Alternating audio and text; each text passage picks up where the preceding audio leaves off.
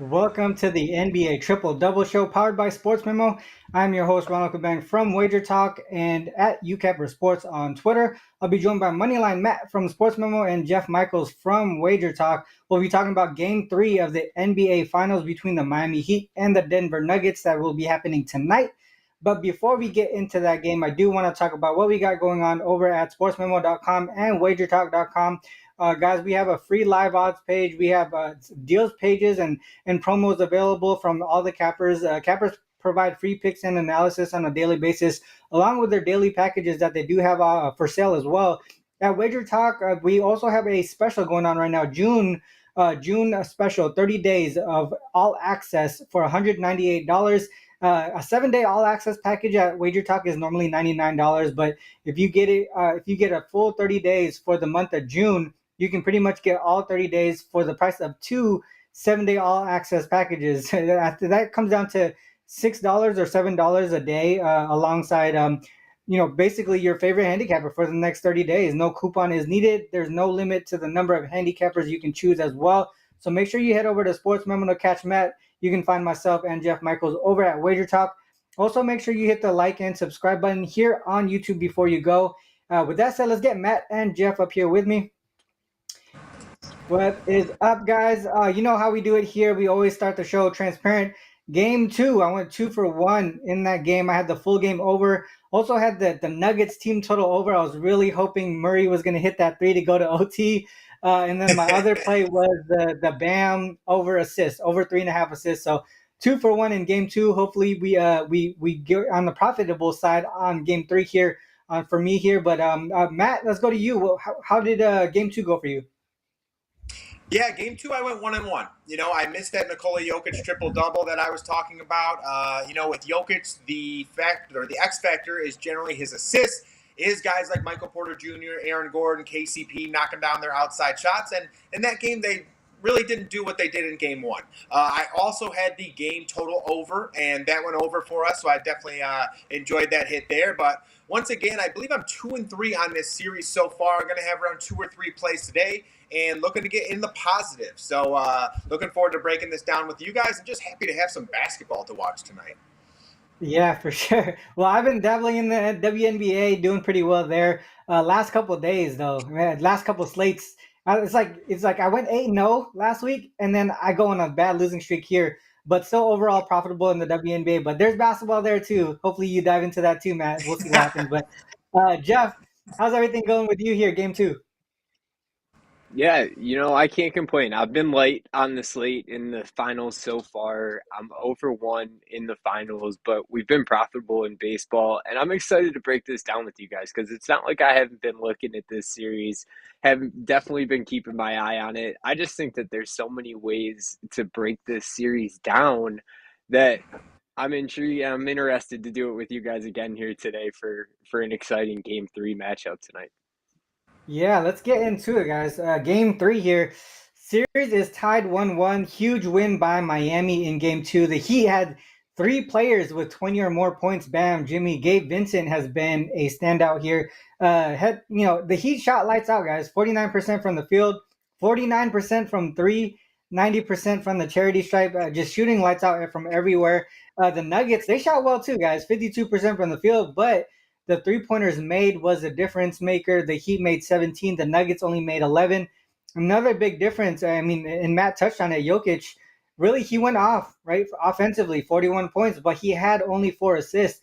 Murray had, 18 points in game 2 there, so a dip offensively for Murray. And a key change from Miami was having Jimmy Butler guard Murray for a majority of that game. Another thing from the Nugget side, MPJ really struggled on both sides of the ball, and that was really apparent, and that's the reason why he only played 26 minutes.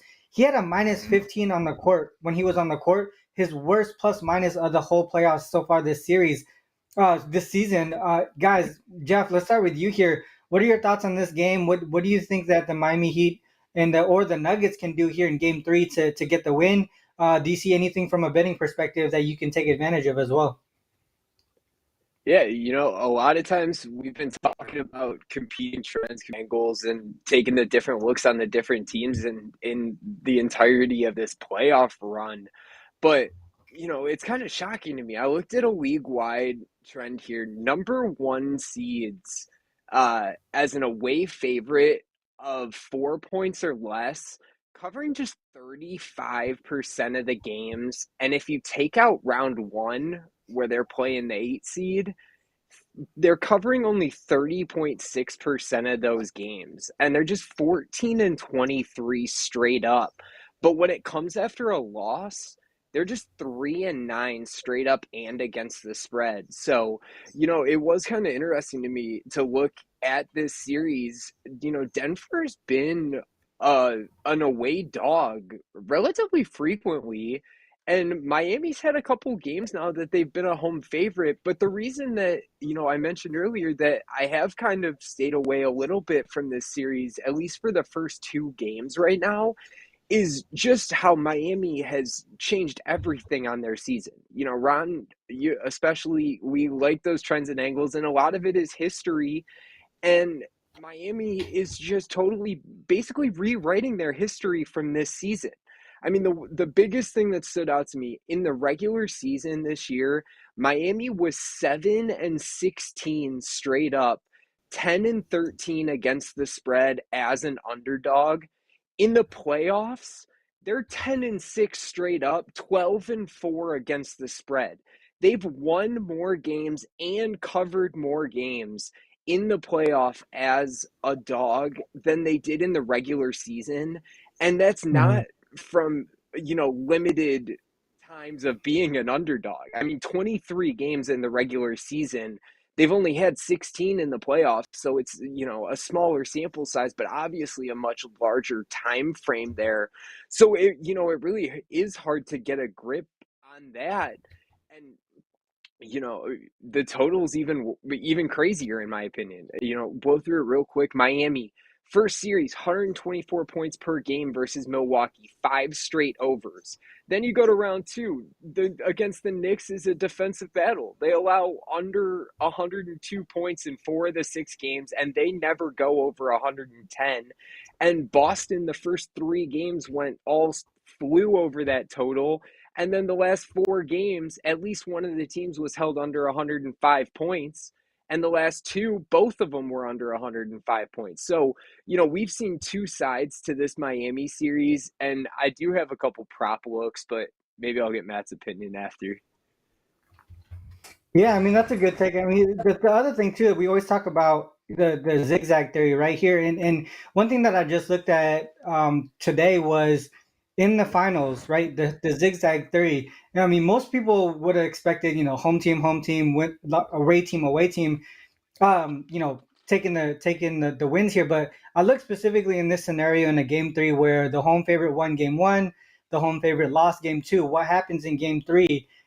Typically the road team right here, where who had the initial home situation, 5-2 straight up, 5-2 against the spread, 5-2 to the under as well. They show up defensively for the most part, and this is since 2002. So obviously we're only looking at the finals, so we're not going to have a huge sample size because we're looking specifically in this zigzag situation here in game 3. And the home team, they are 6-0-1 to their team total under. So that might be another situation to look at too.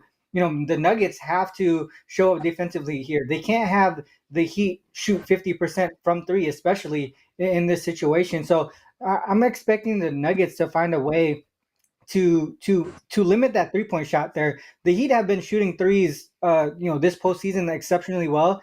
They're gonna have to find a way to limit that for an opportunity to get a win in Miami. Matt, let's go to you here. What are your thoughts on this game here in game 3, and what do you see from a betting perspective that you feel like you could take advantage of here? Yeah, for one, I definitely want to agree with Jeff. I was definitely hoping this Miami team would get eliminated at some point because, all season long, they've just been a team that, is kind of tough to put your finger on. They're not a team that you enjoy betting with all that much in terms of same-game parlays, player props, stuff like that.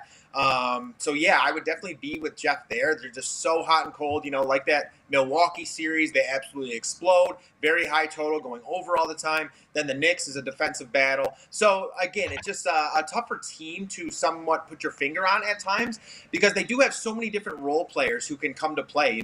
Guys like Caleb Martin, he hasn't really been showing up this series. Is this the game where he gets back to maybe doing what he did in the Eastern Conference Finals? And then you have Gabe Vincent. Gabe Vincent's been incredibly consistent for them as the point guard, shooting from beyond the arc. Then you got guys like Max Strus and Duncan Robinson. So there's so many different players who can kind of chip in and play well. And Eric Spoelstra, if someone comes in and plays well, they're going to get those additional minutes. You know what I mean? So it is somewhat tough to figure out rotation at times. But for the Denver Nuggets, it's more like what you see is what you get. We know what we're going to get there.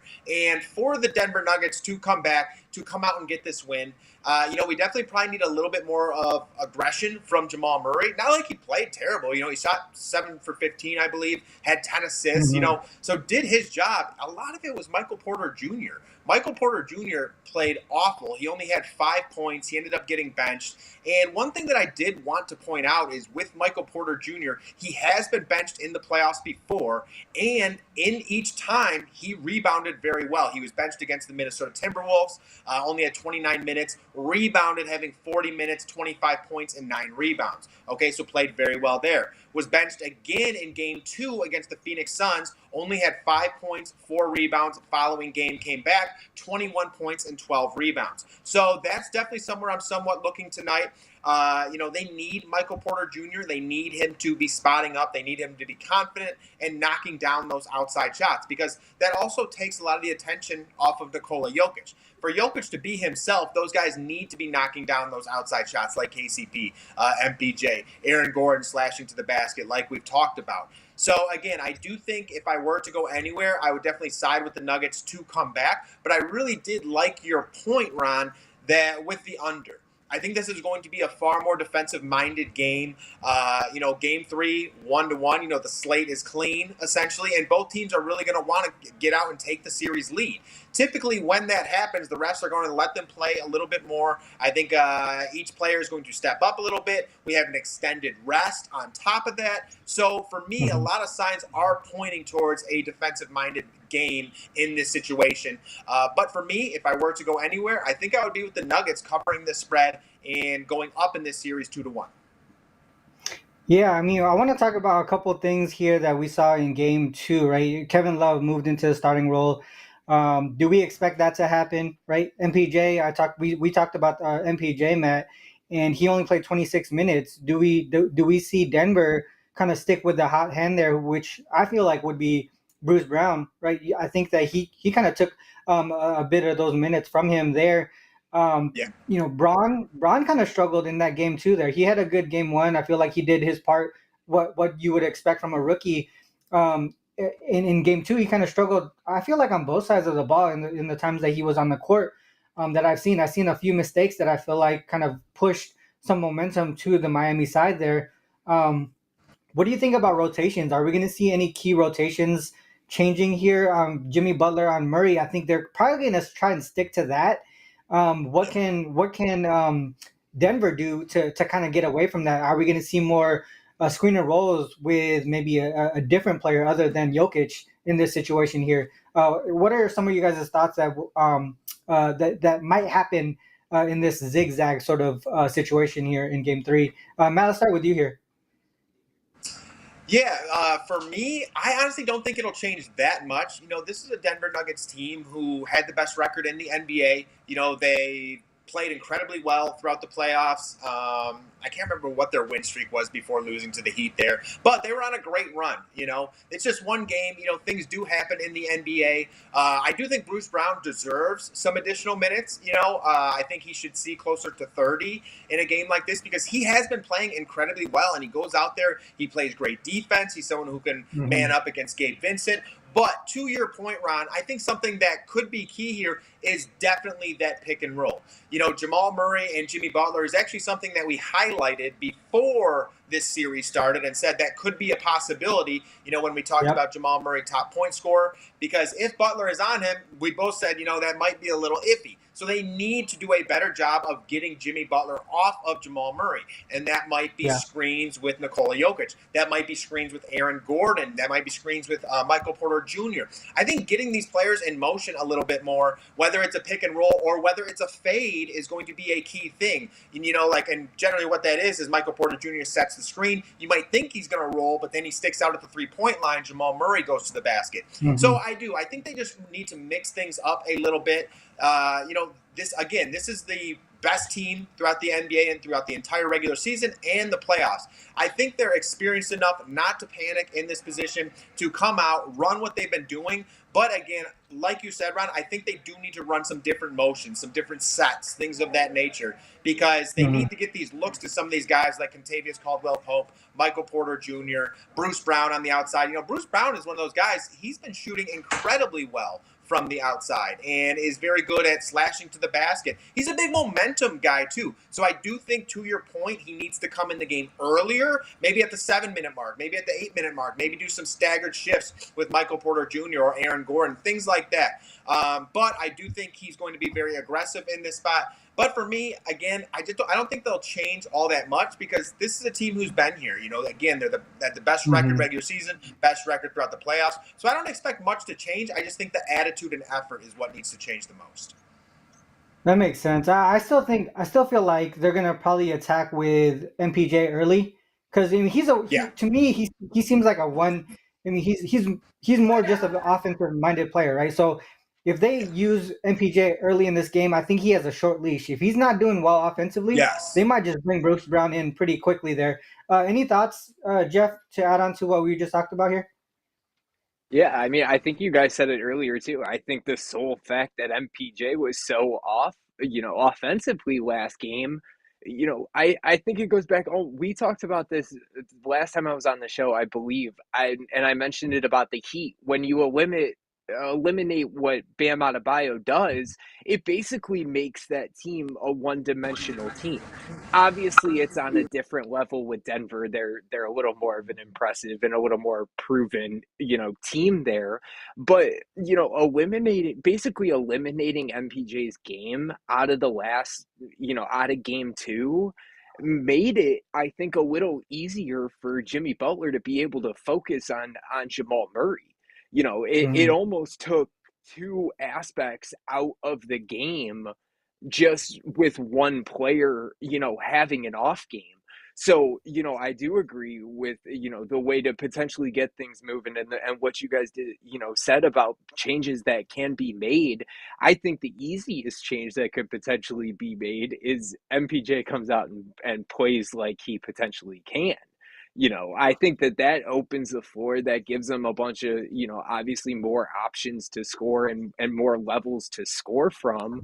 And I think that in itself makes Jamal Murray a bigger factor as well there. So, I think Denver's coming into this thinking we could have won that game, and Miami's coming in thinking we could have lost that game. I think it's a different mindset, and I think you guys are right. I don't think a whole lot changes. I think, honestly, the biggest change that we're going to see is I'll be surprised if we see Cody Zeller on the 4, and that's coming from the other side. Yeah, that was actually pretty funny. I don't know if it was a tweet or if I was messaging someone, but I was like, Cody Zeller looks like he got money on the Denver Nuggets. When he came in, oh my God. It was actually pretty funny how bad it was, how he played in the short period of time. It might have been like in the third quarter or something. He had like 2 turnovers in a row. Like he was just fumbling the ball. It was actually pretty funny. But yeah, that's a good point there. Like, what are they going to do as far as a secondary big?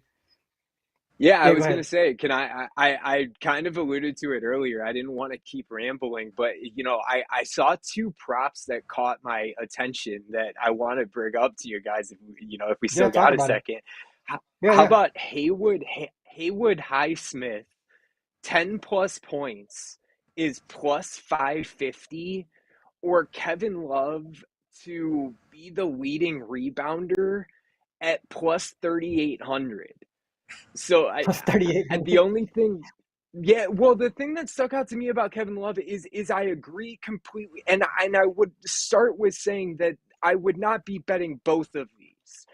But Yeah. I do think that there's something to be said about the fact that I think Cody Zeller is a liability right now, and he's an injury concern. So, I mean, Kevin Love uh 16 games has actually led the team in rebounding 12.5% of the time. And Miami has been a different team rebounding at home than they have on the road in this playoffs. They've been dominated in rebound differential on the road, and at Hmm. home, they've actually led 4 out of the last 6 games. So my money here would actually be not to be on Joker to lead rebounds. I just think Kevin Love may be actually the best value since he's done it before, and that's because I didn't see any Caleb Martin numbers out, who's done it more frequently than Kevin Love has. Yeah. Yeah, that's an interesting point because obviously he led the rebounds in the last game for Miami specifically. Would there be a prop? I don't have it available, but I know there's some props where you could say Kevin Love over rebounds over Bam Adebayo or something like that in some way or some fashion. So maybe if you get plus money on that type of thing too, it might be a good look, right?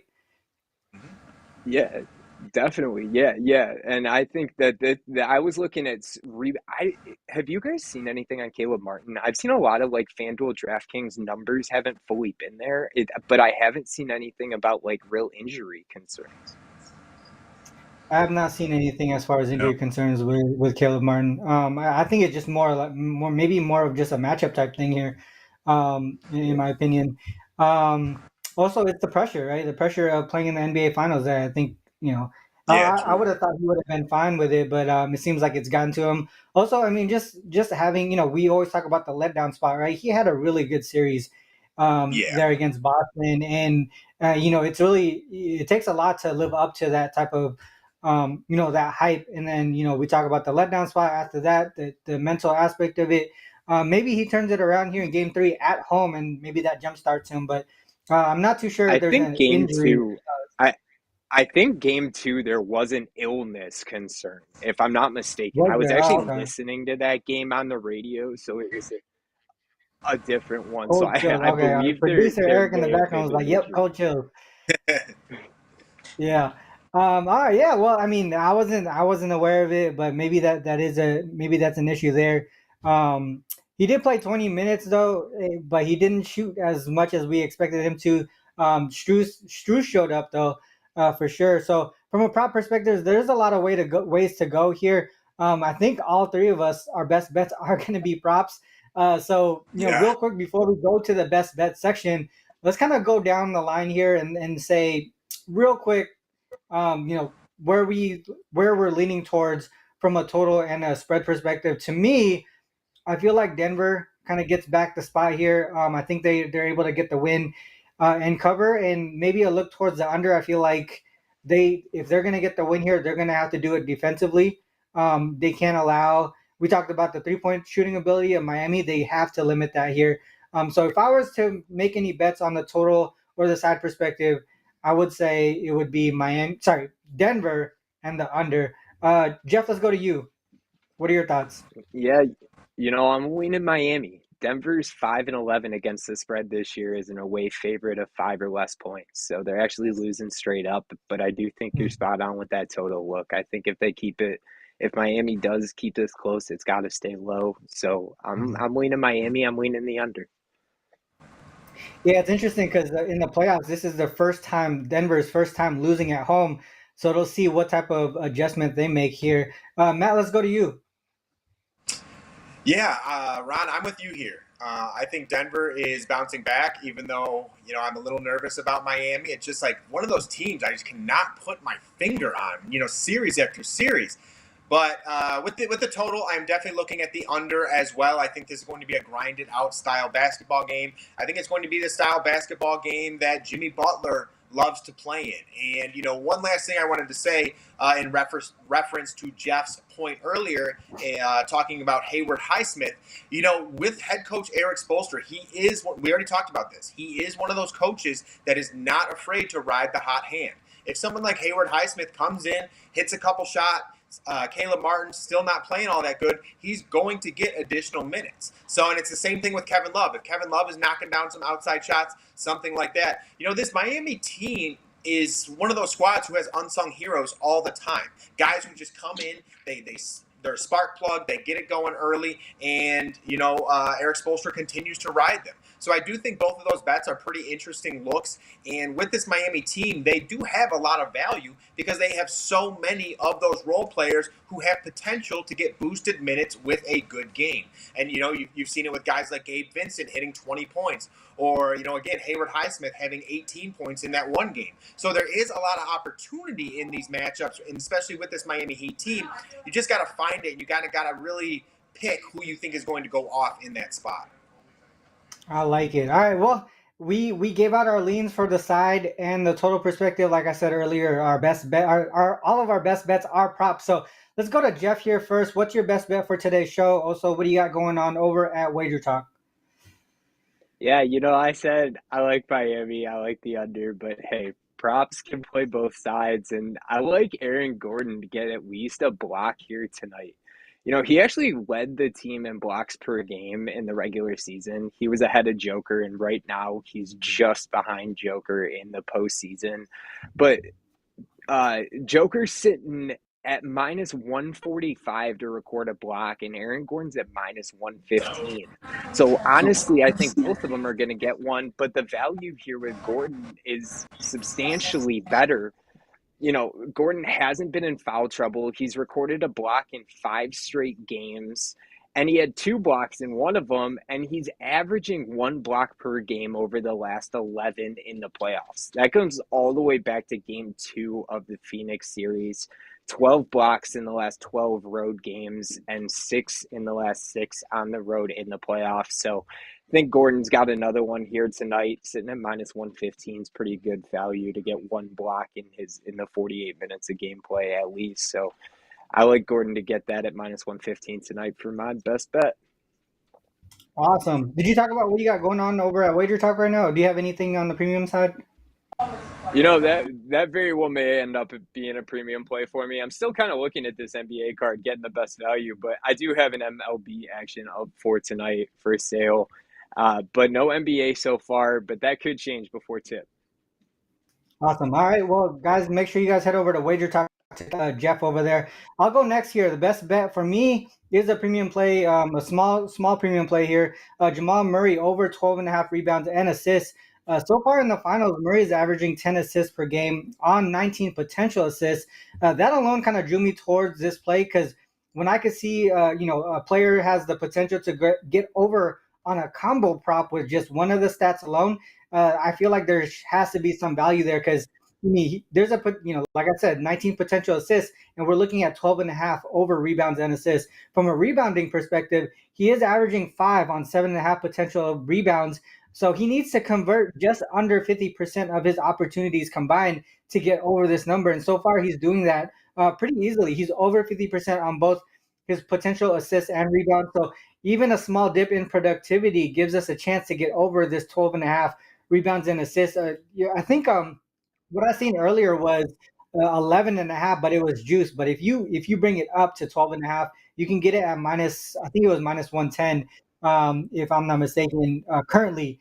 And so that's my best bet for today's show. I do have some WNBA plays up and available for at Wager Talk, but one of them has already moved 4 points from this morning.